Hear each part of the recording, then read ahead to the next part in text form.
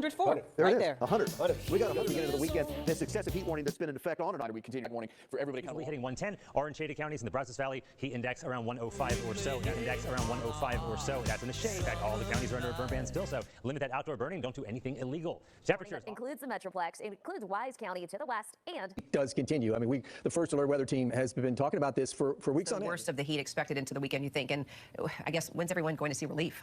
Heat advisories, they are in effect across more than a dozen states, California, Nevada, into Urban Harvest here, and it's hotter than fish grease on the 4th of July. But that's all right, because I want to share with you some garden essentials that I use to help beat the heat. Come check it out.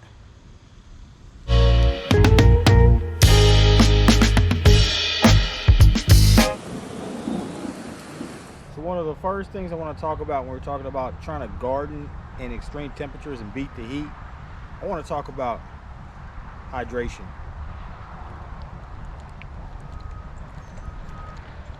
As we all know, the hotter it gets, the more hydration you need.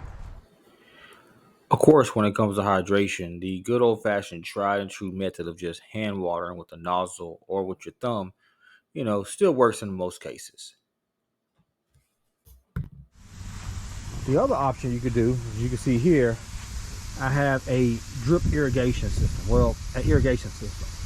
Now, the cool thing I like about these, it comes with half-inch PVC, and you can put different emitters. So I can put sprayers, drippers, misters. This one I have a combination of misters and drippers. And you can run liters from them. I got a dripper right there. It's a slow drip. And you can have anywhere, from slow drip to a faster drip. So that's the cool thing about using the PVC. And you can splice it and you can add a valve into it. And it does a pretty good job of keeping everything nice and moist and evenly saturated. Now, another option you can do is soaker hoses. Now, they're a little less work involved. You don't have to get different emitters and play with different settings. So this particular drip hose, it just, like I said, it sweats. And it's a really slow drip, but it's good if you want to get a good, even, consistent watering, because you just turn, and like I said, as you can see, they're just slowly sweating. So that's called a soaker hose. So those are really good. They're really low maintenance. They're easy. They're cheap. This particular one, I just buried it, so it doesn't get brittle by the sun. But as you can see, it's doing its thing right now, just slowly dripping. So that's a soaker hose, or you could just do your traditional sprinkler. And there's all different kinds of patterns, shapes, speeds, automatic, whatever. You need to subscribe. So another real simple, easy way to beat the heat and be successful at gardening in extreme temperatures: shade. Now, you can use natural shade like these trees here. See, right now it's about 105 degrees out here, and I'm sweating like a hog in a leather house coat. But because of these trees, guess what? Actually not bad. Strategically plant your crops with either portable shading, or if you can, kind of use some natural shading. Now, this particular shade cloth here, I ran over my archway and got it from Amazon. It's a cheaper material. I didn't like, but it's a really flimsy, cheaper material. But it's about maybe 40% sun blockage. Here I have actually some old trampoline netting draped over to kind of protect my strawberries. So that, it doesn't have to be expensive. You can use any kind of netting material or screen material, or even just a regular tarp, something to just give you some shade blockage. Now, if you notice to the left with the blinking red circle, that is my shade tarp that I have on my older box. And I've had that tarp for about 3 seasons, and it's pretty heavy duty and it's lasting pretty good. I actually bought that from Harbor Freight. It was a ventilated mesh is what they actually called it. And I'll post a link of that in the description. But so far, that one's actually been the better of the tarps. It's limited into the size. So a way to provide natural shade is to utilize microclimate. And in microclimate, all you're simply doing is taking things like tomato bushes and taller plants and planting them strategically so that those taller, more heat tolerant plants will provide shade for the plants that aren't as heat tolerant. And same thing, you can use things like cucumbers and squash and let them vine up, let's say, over an archway, and that archway will provide shade for the things underneath that archway. You could do the same thing with trees and bushes, and just simply utilizing nature to provide its own shade. That's kind of the idea of microclimate, strategically using nature to benefit other plants. Very similar to the Three Sisters method and companion planting. So it's of the same vein and concept.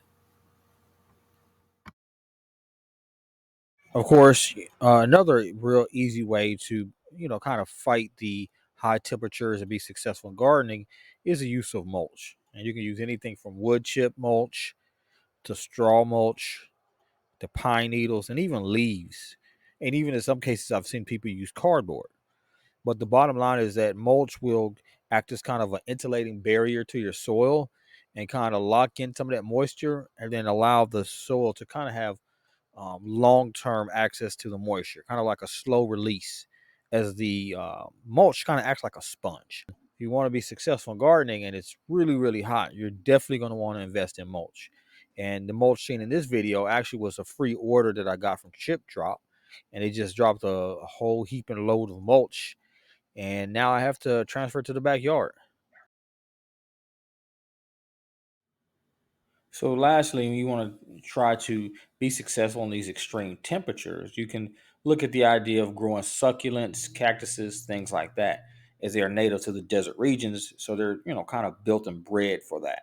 So you can look at dragon fruit, agave, prickly pear. All of those are really good cactuses or succulent types that have medicinal, culinary, and other benefits, as well as certain herbs do really well in dry, arid climates. There are certain varieties of sage that really love that dry climate, like blue sage, and then certain salvias do really well, as well as rosemary. It really enjoys that heat and doesn't take much to keep rosemary going in it.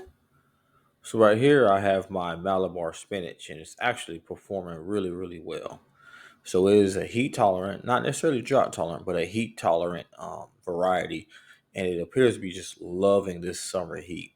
It's growing like crazy. I even cut a piece of it and it's starting to grow back, because I cut the vine by accident. And then, of course, we also have my tomatoes. They're just doing really, really well. Most tomatoes really seem to enjoy the heat. Just as long as you keep them decently watered and not overwatered, tomatoes will do really good in extreme temperatures. And then next we have all of my peppers. All my peppers, they also as well seem to be doing really good in these extreme temperatures. I got red peppers, bell peppers, but peppers, generally speaking, like the heat. And they don't have to be watered too often. You're more likely to overwater them.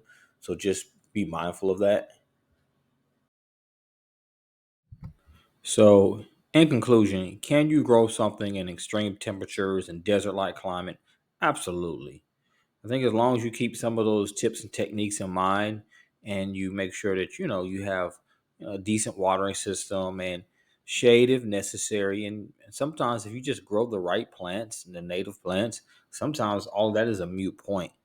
But short story short, you can grow and be successful even in these extreme high temps.